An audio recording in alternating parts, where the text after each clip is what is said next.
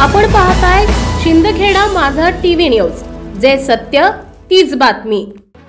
बेवारस भाकड आजारी गोवंश आढळल्यास लोकशाही गोशाळेला संपर्क साधण्याचं आवाहन।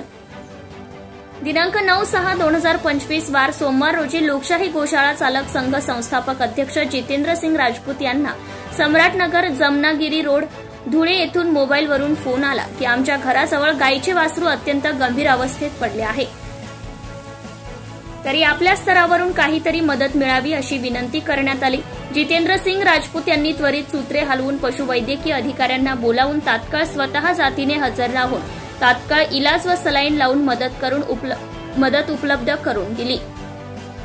धुळे शहर व जिल्ह्यातील शिंदखेडा, शिरपूर, साक्री या तालुक्यात परिसरातील कुठेही बेवारस आजारी भाकड गोवंश आढळून आल्यास त्यांना व शाळा चालक संघातर्फे मोफत मदत उपलब्ध करून दिली जाईल।